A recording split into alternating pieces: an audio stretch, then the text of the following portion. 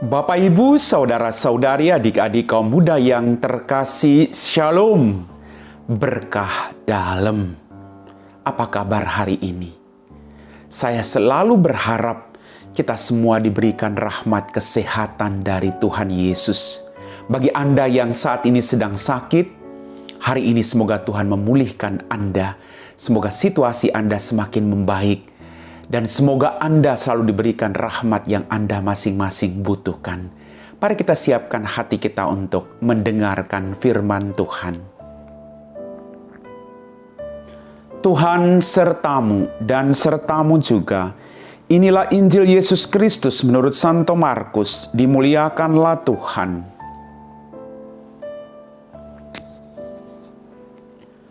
Sekali peristiwa, Yesus membawa Petrus, Yakobus, dan Yohanes, dan bersama-sama mereka ia naik ke sebuah gunung yang tinggi. Di situ mereka sendirian saja. Lalu Yesus berubah rupa di depan mata mereka. Pakaiannya menjadi sangat putih berkilat-kilat. Tidak ada seorang pun di dunia ini yang dapat mengelantang pakaian sampai seputih itu. Maka tampaklah kepada mereka Elia bersama dengan Musa. Keduanya sedang berbicara dengan Yesus. Kata Petrus kepada Yesus, "Rabi, betapa bahagianya kami berada di tempat ini.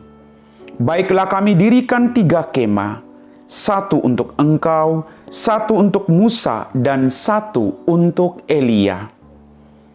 Petrus berkata demikian sebab ia tidak tahu apa yang harus dikatakannya, karena mereka sangat ketakutan.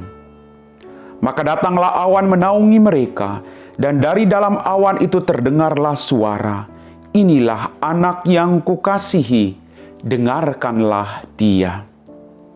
Dan sekonyong-konyong waktu memandang sekeliling, mereka tidak lagi melihat seorang pun bersama mereka, kecuali Yesus seorang diri.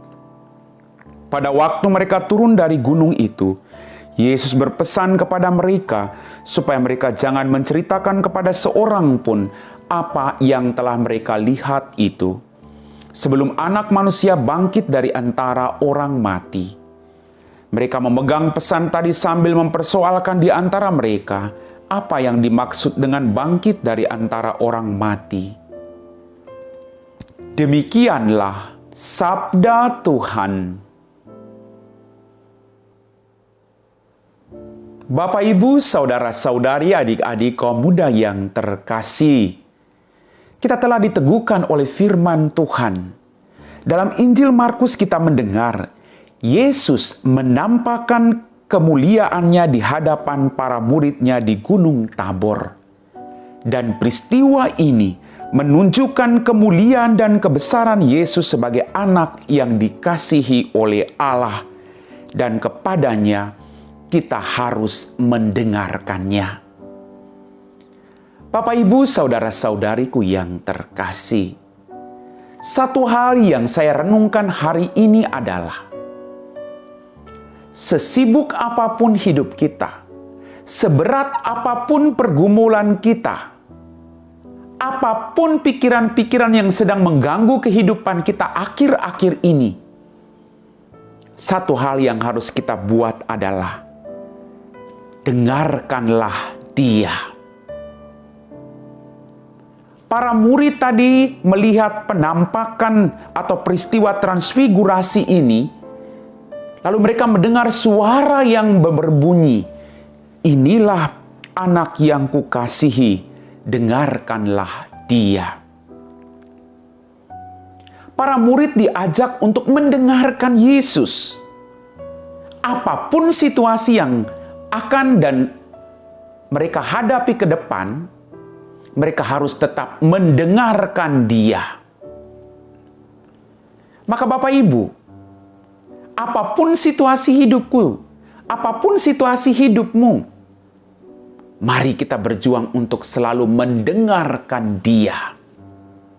Kita perlu tempat-tempat yang sepi untuk juga bisa mendengarkan dia berbicara bagi kita.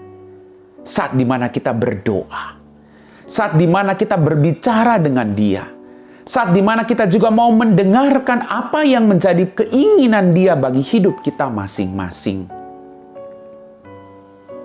Tadi kita dengar para murid mereka pergi bersama-sama dengan Yesus di atas ke Gunung Tabor. Suasana di gunung itu pasti sepi. Hanya bunyi burung-burung, jangkrik mungkin, binatang-binatang, bunyi hembusan angin, semuanya serba damai.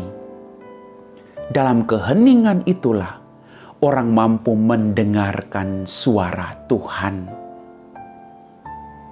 Kita boleh bekerja Bapak Ibu. Kita semua butuh uang. Saya juga butuh uang. Tapi jangan pernah lupa memberikan waktu bersyukur akan rezeki yang Anda terima dari Tuhan. Carilah waktu dalam satu hari kita diberi kesempatan hidup oleh Tuhan. Berikanlah waktumu sedikit yang terbaik yang engkau miliki untuk bersyukur dan memuji serta mendengarkan apa yang menjadi kehendak Tuhan bagimu. Bapak, Ibu, saudara-saudariku yang terkasih dalam Tuhan kita Yesus Kristus. Betapa bahagianya para murid berada bersama Yesus dan merasakan kehangatan kasih-Nya. Kehangatan itu merupakan buah dari kedekatan relasi yang dirajut dengan Sang Guru. Maka pertanyaan buat kita renungkan hari ini. Sudahkah kita membangun relasi yang baik setiap hari dengan Yesus dalam kehidupan kita? Agar apapun yang kita hadapi, kita tidak berjalan seorang diri. Mungkin saat ini beban kita berat. Mungkin akhir-akhir ini kita mengalami keputusasaan. Tapi mari kita berdoa, Tuhan, saya tidak minta Tuhan mengambil salib ini dari pundakku. Tapi biarkan saya beristirahat sejenak sambil menyandarkan kepalaku di pundakmu Tuhan. Sekedar melepaskan kepenatan dalam hatiku Tuhan Yesus. Dan rasakan bahwa Dia memeluk Anda pada saat itu. Bahwa Dia juga mengambil sedikit beban-beban yang Anda pikul. Kita perlu memberikan waktu untuk merasakan betapa baiknya Tuhan dalam kehidupan kita. Peristiwa transfigurasi di Gunung Tabor itu adalah anugerah istimewa. Namun, privilege itu menuntut mereka untuk selalu mendengarkan Dia. Maka mari, kita sebagai murid-murid Yesus juga berjuang untuk selalu mendengarkan Dia di balik semua kesibukan-kesibukan yang kita lakukan dalam kehidupan kita masing-masing.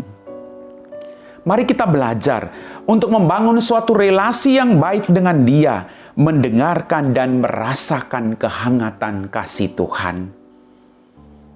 Kalau kita sibuk,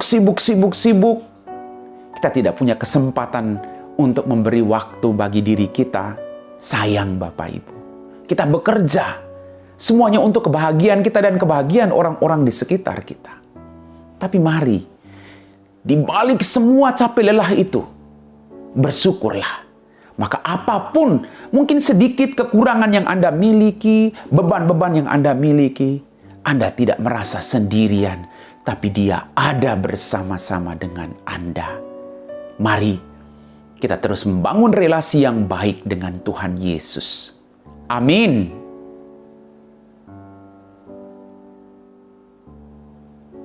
Bapak, Ibu, saudara-saudari, adik-adik kaum muda yang terkasih. Dalam bacaan Injil pada hari ini, kita sudah mendengar tadi bahwa Yesus menampakkan kemuliaannya di atas Gunung Tabor. Betapa bahagianya para murid, tapi mereka juga ketakutan. Tapi ini pengalaman yang sungguh luar biasa. Mereka mendengarkan suara Tuhan yang berkata, "Inilah putraku yang kukasihi. Dengarkanlah Dia." Maka mari kita juga mau berjuang untuk mendengarkan Yesus.